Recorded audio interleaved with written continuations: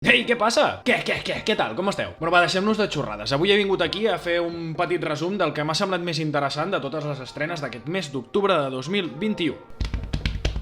Començarem a parlar del que més destaco de Netflix. Una de les cosetes que més m'ha cridat l'atenció és la pel·lícula Culpable. Suposo que pot ser que molts i moltes ja l'hagueu vist perquè es va estrenar el passat 1 d'octubre i a més la vaig incloure en el meu vídeo d'estrenes del dia 1 d'octubre, el divendres 1 d'octubre. Ah, que no saps què va això dels divendres d'estrenes? Doncs això és perquè no em segueixes a xarxes. Què estàs fent? A veure, te les deixo per aquí sota. Perquè a xarxes, a banda de comentar sèries, pel·lícules, plataformes de streaming, cada divendres us dic el que s'estrena aquell mateix dia perquè no hagueu d'estar-vos 3 hores aquell cap de setmana buscant què veure. Així que no ho dubtis, segueix-me ja, Pel·lícules 12. Com comentava en aquest vídeo d'estrenes del dia 1, no és una pel·lícula que ens mostri res gaire novedós. Al cap i a la fi és un noi que treballa en un call center d'un número d'emergències i el truca una persona que no pot evidenciar que està fent una trucada a un número d'emergències. Mira que no sol veure trailers, però aquest em va ficar amb bastanta atenció, així que li donarem una oportunitat. Del dia 7 d'octubre destaco la incorporació de la sèrie completa de Mr. Robot. Diguem-ne que és un thriller dramàtic, per catalogar-ho d'alguna manera, protagonitzat per Rami Malek, l'actor que va donar vida a Freddie Mercury i que va guanyar un Oscar a millor actor per la pel·lícula Bohemian Rhapsody. I Mr. Robot crec que és una molt bona opció per persones que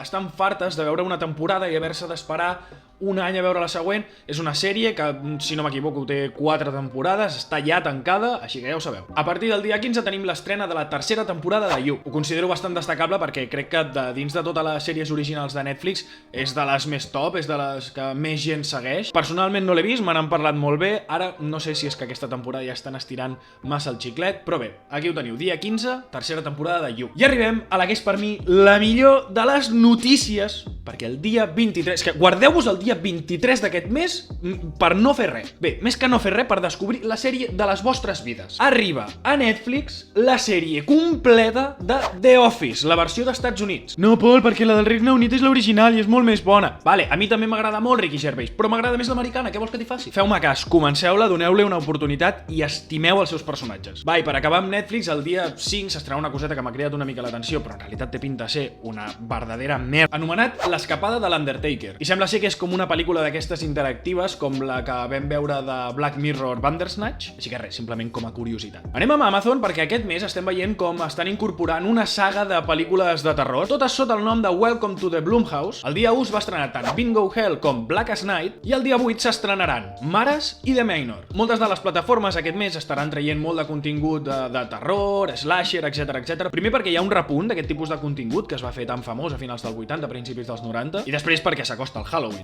El David em va dir que m'havia de disfressar, que avui celebràvem el Gwendolyn. Seguim amb les estrenes del tipus terror, slasher, etc. amb la esperadíssima sèrie de I Know What You Did Last Summer, que és literalment la mateixa història que ja havíem vist a la popular pel·lícula de principi dels 90. O sigui que no t'esperis la típica de que el protagonista és el fill del que era el protagonista en la pel·li dels 90, res d'això. S'estrena el dia 15 amb els 4 primers episodis i després anirem tenint un episodi cada divendres fins a completar els 8 episodis de la primera temporada. Per tant, acabarem el dia 12 de novembre. A Amazon també, el dia 28, hi veurem la incorporació de El Cavaller Verd. I ull, perquè està protagonitzada per Dave Patel, és el noi de Slumdog Millionaire, i produïda per H24. A24, Pol, A24, no H24. Una productora molt reconeguda per donar bastanta llibertat als seus directors i a més per fer produccions que s'allunyen una miqueta del més comercial. Algunes de les produccions que podeu conèixer d'A24 són l'oscaritzada Moonlight, Ex Machina, Uncut Gems, Room, una pel·lícula que a mi em va agradar bastant, la veritat. Va, passem al dia 29 per acabar amb les estrenes més destacables d'Amazon Prime Video, amb l'estrena de la minissèrie documental Maradona, Somni Beneït. És una minissèrie documental biopic sobre la figura de Diego Armando Maradona. La veritat és que veient el tràiler se li veu una qualitat especial, veurem a veure com està explicada la història del mitiquíssim jugador. Una de les coses que també m'agraden molt és que hi ha 3 actors diferents, un que fa de Diego Armando Maradona quan és un nen,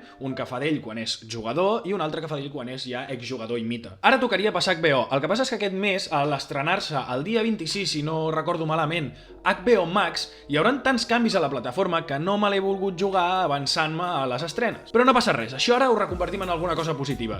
Deixa'm un like i així sabré que vols que faci un vídeo parlant dels canvis que hi haurà, no?, amb aquesta entrada d'HBO Max, quins productes hi haurà, si hi haurà alguna pujada de preu, què canviarà. Va, anem amb Filmincat perquè aquest mes destaco 3 produccions. El dia 1 es va posar disponible a la plataforma Chrono Crimes, una pel·lícula de ciència-ficció terrorífica, la podríem catalogar, i és l'òpera prima de Nacho Vigalondo. El dia 2 s'estrena un petit curt de 8 minutets, anomenat Forever, i us llegeixo la sinopsi.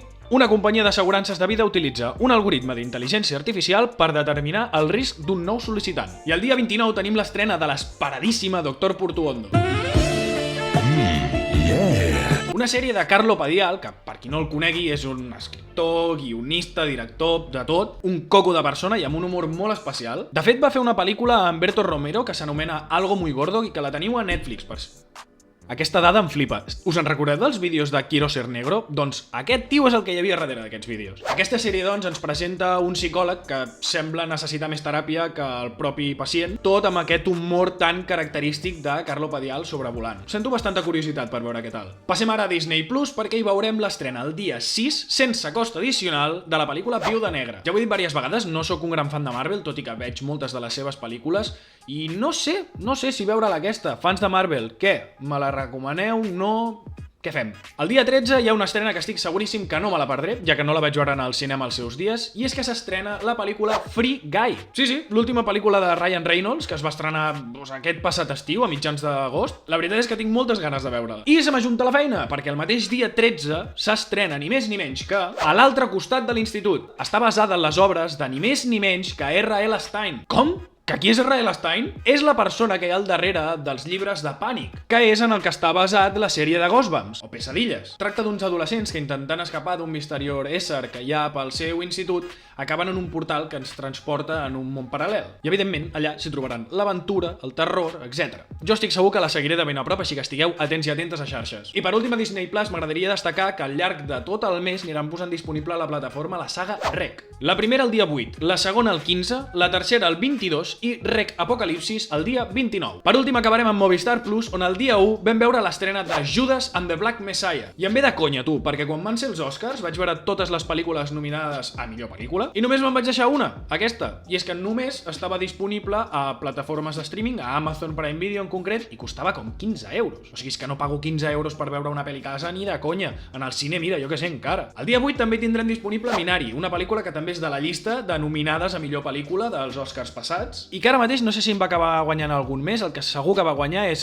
millor actriu secundària. Merescudíssim, mireu la pel·li i ja sabreu per què. Pel·lícula que, si has estat atent a la part on parlava d'Amazon Prime Video, també és de la productora A24. Espero que us hagi cridat l'atenció com a mínim una coseta de la plataforma que tingueu o de les plataformes que tingueu. M'agrada pensar que amb aquest vídeo us puc donar un cop de mà perquè no us passi lo típic d'estar-vos 3 hores mirant a veure què tries, què no tries, i així doncs passa una miqueta ja per segur. Així que res, em fliparia que em deixéssiu a comentaris si acabeu veient alguna de les opcions, alguna pel·lícula, alguna sèrie, a veure què us ha semblat, si ja l'heu vist. Recordar-te també que sembla que no, però ajuda moltíssim que et deixis el teu like, i és que a més és gratuït. Si és que, ja veuràs, agafa el ratolí, clica, o amb el dit si és que estàs mirant del moll, si és que no costa res, ja veuràs, no costa res, no et cobraran. I ja si vols donar tot el suport agut i per haver el contingut en català a YouTube, subscriu-te al canal. Vinga, a córrer, ciao!